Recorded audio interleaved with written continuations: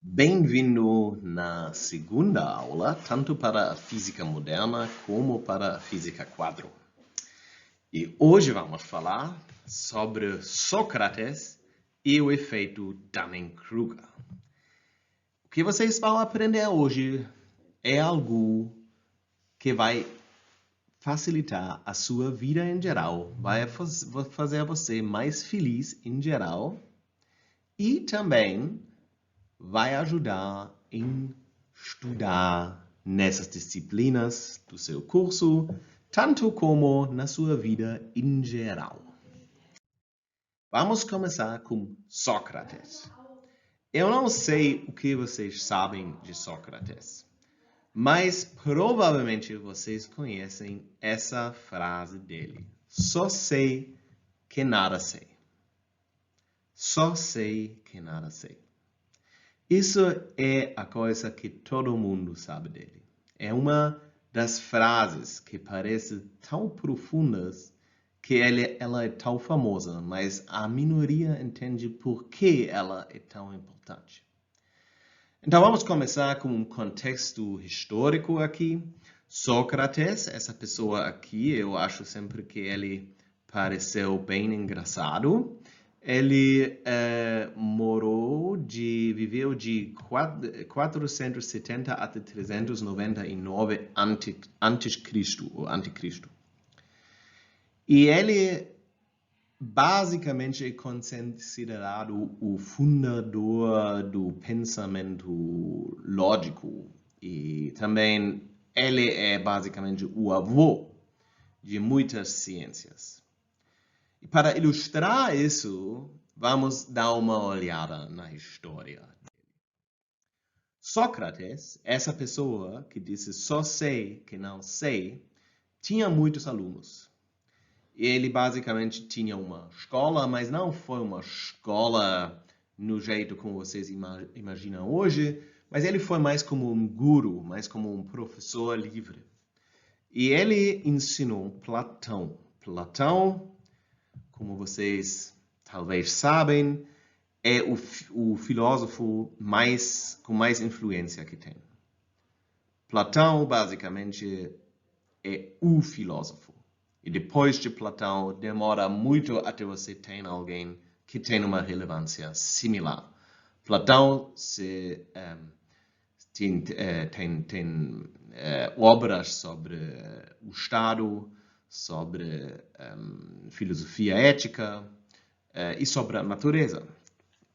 E ele abriu uma escola, que foi provavelmente a primeira escola desse tipo, que ele chamou a academia, e por causa disso a gente fala de academia até hoje, então Platão, dá para ver a influência dele era enorme. E ele ensinou uma outra pessoa bem famosa, que é Aristóteles. Aristóteles é famoso para a física e para a metafísica, né? Ele tinha a física, que foi basicamente sobre a natureza, onde ele explicou por que a Terra é redonda e muitas outras coisas legais. E depois ele tinha outros livros que ele chamou metafísica, a metafísica, porque é depois da física, e eu não preciso de explicar que essa frase metafísica, o que a gente chama metafísica, tem a origem no Aristóteles. Então, vocês conseguem ver como a influência é enorme. Obviamente, Sócrates tinha muitos outros alunos que agora eu não boto aqui, mas são muitos famosos entre eles, e Platão também, e Aristóteles também. Todo mundo nessa época tinha muitos alunos. Um dos alunos de Aristóteles foi Aristóteles. Eu não sei se eu pronunciei o nome certo. Aristóteles, vocês talvez não sabem quem é, ele inventou basicamente a teoria de música, musical theory. A ideia é que você consegue analisar música e pensar sobre por que a música é tanto e o que ela faz com a nossa cabeça. Agora vamos fazer a gente vai pular algumas pessoas, porque Por razões óbvias, porque a gente não pode andar assim se a gente quer chegar em algum momento na nossa época. Mas o que é importante é quando os romanos viraram os donos de Grécia, normalmente eram professores gregos dessas escolas antigas que ainda existiram, de Aristóteles, de Platão e muitos outros, que ensinaram outras pessoas. Por exemplo, os monarcos, né? Os ditadores, os tiranos, ou às vezes os senadores, ou os políticos de Roma. Né? Então, se você era de uma família com muita influência na Roma, a probabilidade era muito grande que você tem um professor grego dessas escolas fundadas para essas pessoas aqui. Uma dessas pessoas era Apolônio Molo, e ele foi um retórico muito grande, e ele basicamente foi muito bom em retórica e fez muitas contribuições para a teoria de retórica. E ele ensinou uma pessoa que vocês devem conhecer, pelo menos pelo nome, que é Cícero. Cícero, um dos políticos, advogados, senadores mais influentes de todos os tempos do Império Romano, e basicamente a pessoa que conseguiu estabelecer o Império Romano da República. Era um gênio meio mau, mas um gênio. E ele, se você quer, perfeicionou o jogo da política. Isso não é uma coisa boa necessariamente, mas eu quero fazer o ponto que também isso saiu desse espírito aqui. A história continua. Marco Aurélio, ele é famoso como o último estoico, e os livros dele são considerados obras da literatura mais importantes da humanidade. Ele basicamente criou um espírito de ética na base do estoicismo, que é uma boa base para virar um ser humano melhor, para virar uma pessoa mais limpa na cabeça. E também, obviamente, ele foi influenciado também do Cícero e tinha também um professor grego e tudo isso. Agora, vamos para um capítulo um pouco mais escuro. Né? Esses imperadores romanos foram sempre treinados, sempre no espírito dos gregos antigos, e aprenderam assim coisas que ajudaram eles na vida inteira, com muitos assuntos, como assuntos bons e assuntos ruins. E agora vamos para Justiniano, que eu chamo aqui um destrutor, porque ele fechou as escolas neoplatônicas no espírito deles, nessa época, porque ele basicamente empurrou a Europa para uma direção mais teocrática. Né? Ele foi uma pessoa, o espírito de religião, de cristianidade, vocês sabem de que eu estou falando. Então, isso basicamente tinha uma influência muito ruim na história do mundo, mas no outro lado, foi também inspirado de uma escola dos retóricos e tudo isso. O próximo passo foi que, por causa das ações de Justiniano, esses gurus dessas academias viraram livres. Eles não tinham mais uma casa. Então, eles ensinaram estudantes em mosteiros e outras instituições clericais, basicamente para os próximos 700 anos. Durante essa época ruim de Europa, onde poucas coisas funcionaram muito bem, e a sociedade virou extremamente cruel, basicamente se esquecendo tudo que a gente aprendeu dos gregos antigos. Isso começou a mudar um pouquinho em volta de 1200, né? Isso foi quando a Universidade de Cambridge foi fundada. Eu escolhi Cambridge, mas obviamente Oxford é 8 anos mais antigo e Bologna ainda é mais 5 anos mais antigo, alguma coisa assim. Mas no século XIII, na Europa, foram fundadas mais e mais instituições de educação, essas universidades. E essas universidades criaram entidades de Newton, Newton, Einstein, Curie ou César Lattes, para ficar aqui com físicos, porque isso é aqui o conteúdo da nossa aula. Tudo disso, basicamente, você pode, no fim, deduzir como o início de Sócrates. Então, por que isso? Por que Sócrates? Porque só sei que nada sei. E essa ideia em volta disso tem tanta influência. E, na verdade, tem uma razão para isso. E essa razão foi estudada em 1999 e se chama o efeito Dunning-Kruger, que é um efeito psicológico. Justin Kruger e David Dunning, em 1999, publicaram um artigo que se chamou Unskilled and Unaware of It: How Difficulties in Recognizing One's Own Incompetence Lead to Inflated Self-Assessment. Então, sem habilidade e sem consciência disso, como dificuldades em perceber a incompetência de você mesmo leva para como se chama, um autoassessimento maior, né?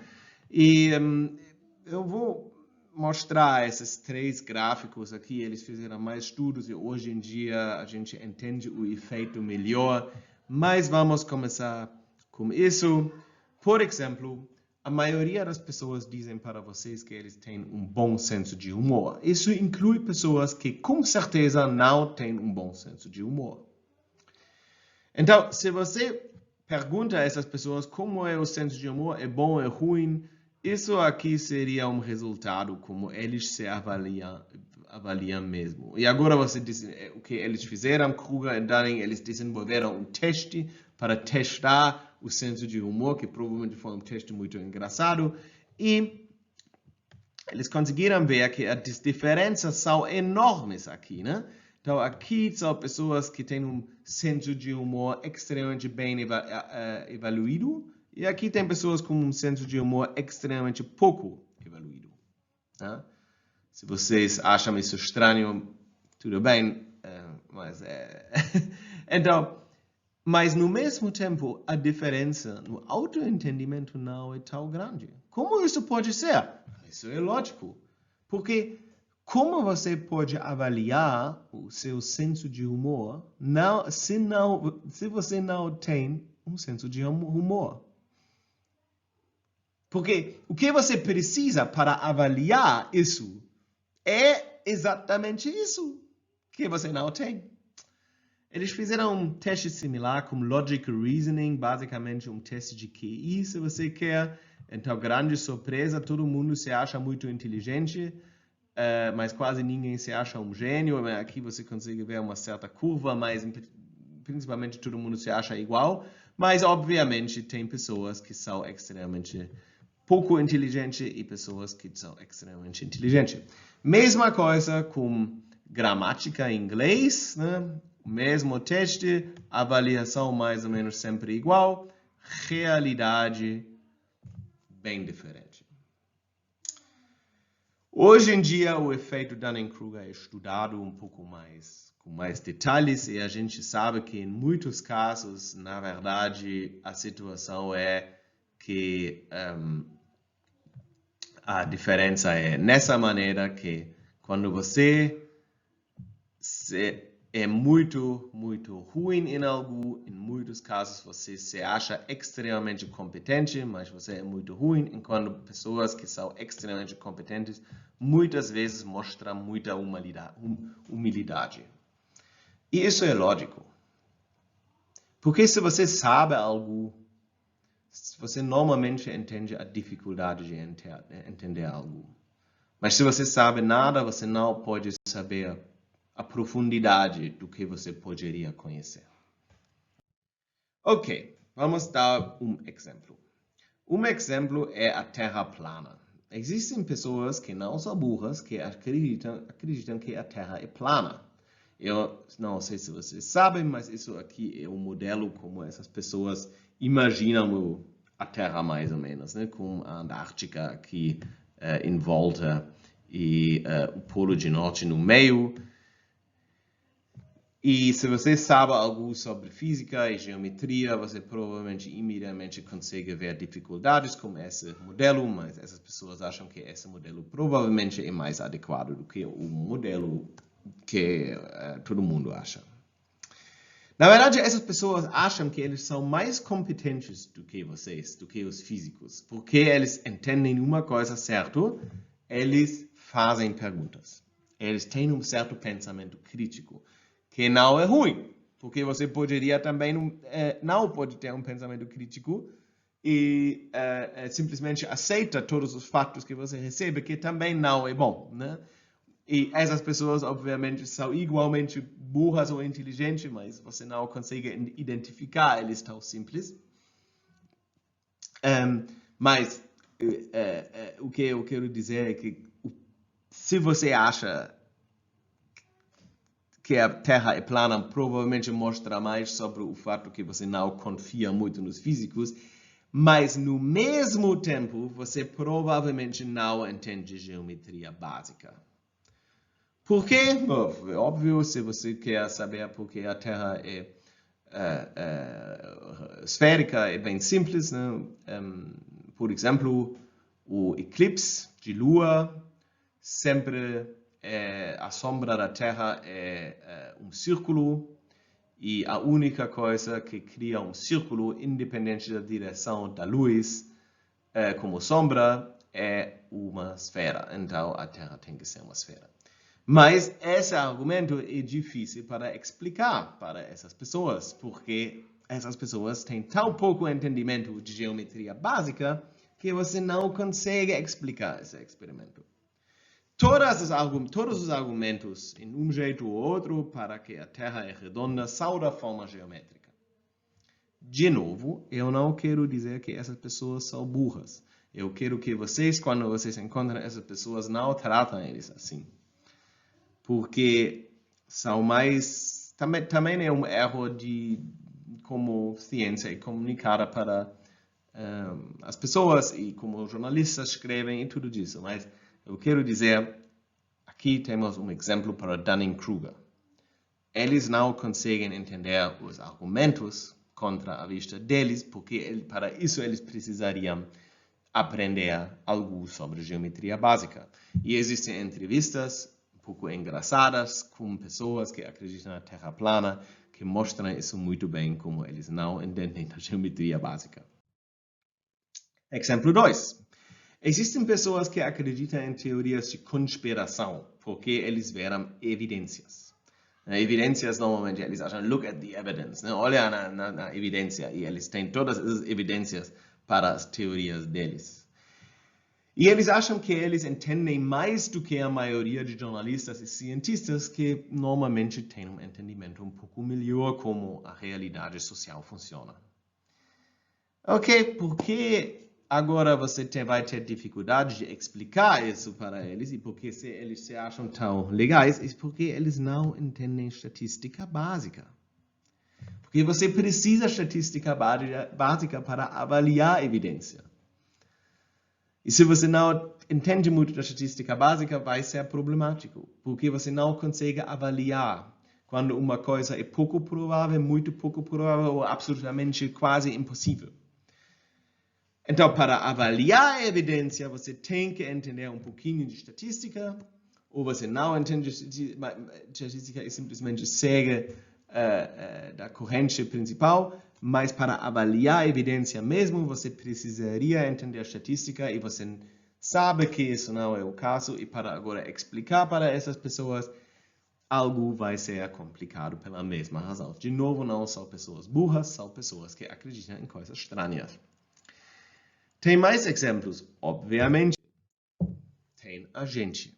Todos nós somos, em um lado ou outro, vítimas do efeito Dunning-Kruger. Eu não sei em quais áreas eu sou completamente ignorante e acho que eu entendo tudo. Eu não sei. Porque eu não posso saber, porque se eu souberia, eu não acharia isso. Eu posso dizer que cada um tem que se perguntar isso. Mas a coisa mais importante é a humildade. Humildade é basicamente a coisa mais importante. Se você é humilde, você sempre vai conseguir ficar aberto para outras opiniões.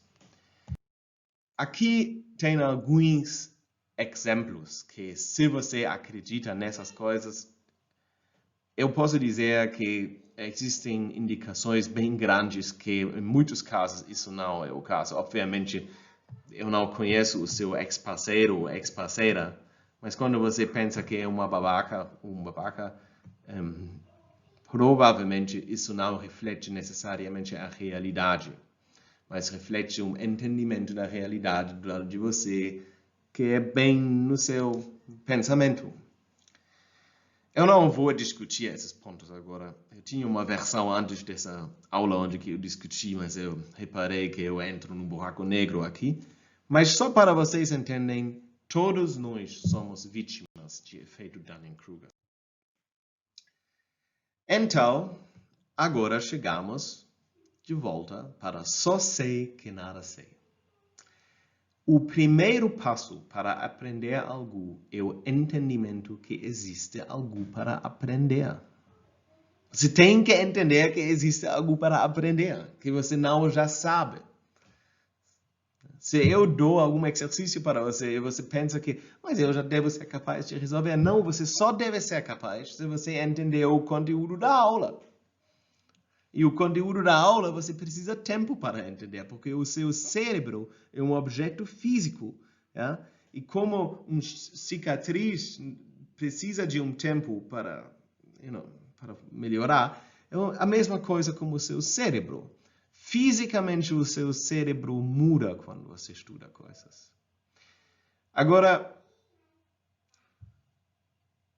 quando você começa a aprender, você entende que existe muito mais para aprender. E só quando já aprendeu muito, existe a humildade para criar uma imagem de universo na cabeça que permite um pensamento crítico. E quando existe um pensamento crítico, a humanidade faz progresso. Tá bom, então isso é a última coisa que eu quero dar para vocês, para aprender antes que a gente entre no conteúdo desse período. Então, até a próxima.